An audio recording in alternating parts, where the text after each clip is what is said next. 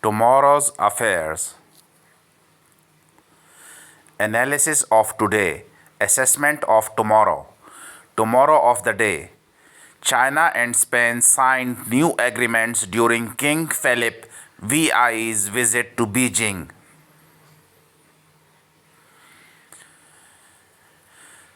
The Associated Press. Breaking news. Secaucus, United States. Washington, United States. Republican Adelita Grijalva signs petition to force House vote. Middle East. Why does Iran not allow the UN watchdog to verify its inventories of nuclear material?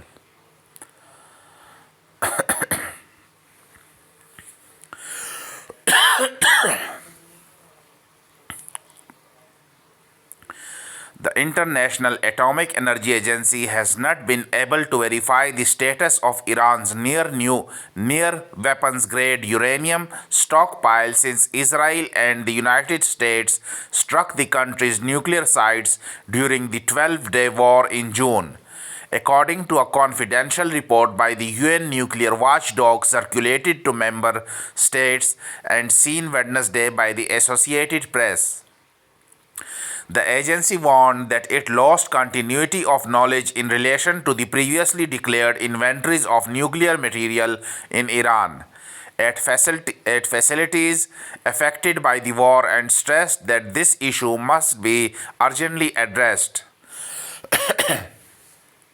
The report stressed that the IAEA's lack of access to this nuclear material in Iran for 5 months means that its verification according to standard safeguards practice is long overdue. According to IAEA's last report in September, Iran maintains a stockpile of 440.9 kilograms, 972 pounds of uranium enriched up to 60% purity, a short technical step away from weapons-grade levels of 90%. That stockpile could allow Iran to build as many as 10 nuclear bombs should it decide to weaponize its program. IAEA Director General Rafael Grossi warned in a recent interview with the AP. He added that it doesn't mean that Iran has such a weapon. Iran long has insisted its program is peaceful, but the IAEA and Western nations say Tehran had an organized nuclear weapons program until 2003. IAEA seeks special report by Iran. According to the safeguards agreement that Iran has with the UN nuclear watchdog, Iran is obliged to produce a special report detailing the location and status of its nuclear material, including its highly enriched uranium stockpile, following events such as attacks or earthquakes. The special report must also address the status of the facilities affected by the June war. The IAEA said Wednesday that the provision of such a report is indispensable for the agency to provide assurances that nuclear material subject to safeguards in Iran remains in peaceful nuclear activities and that the facilities subject to safeguards are not being misused. The report said that Iran explained in a letter to the IAEA on November 11 that any cooperation with the agency is conditional on the decision of the Supreme National Security Council (SNSC) of Iran. The IAEA report said that Iran has not granted IAEA inspectors access to sites affected by the war.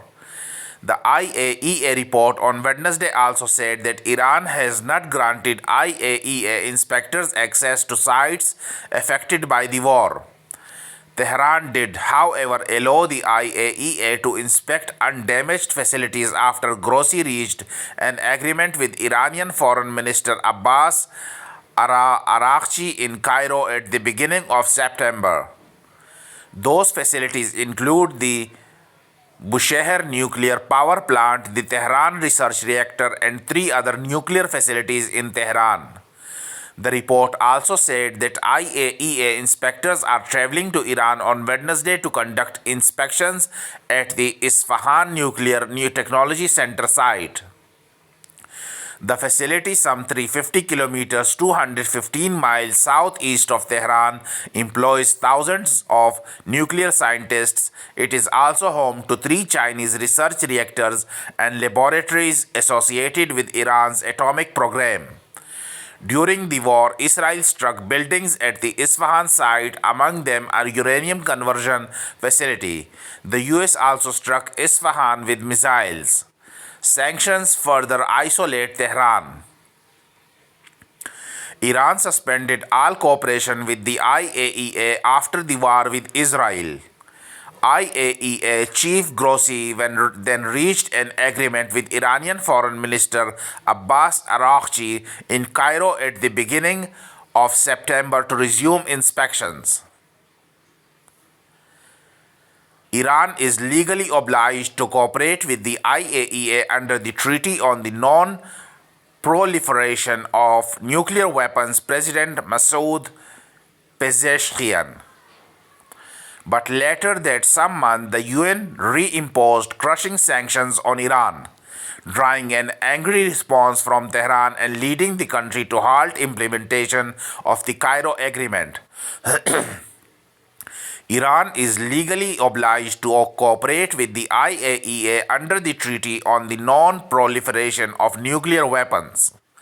European powers decided to reimpose the UN sanctions via the so-called snapback mechanism after Iran failed to enter into direct talks with the US, resume full cooperation with the IAEA, and clarify the status of its near-weapons-grade uranium stockpile. The sanctions freeze Iranian assets abroad, halt arms deals with Tehran, and penalize any development of Iran's ballistic missile program, among other measures, further squeezing the country's reeling economy and isolating Tehran after its atomic sites were repeatedly bombed during a 12-day war with Israel.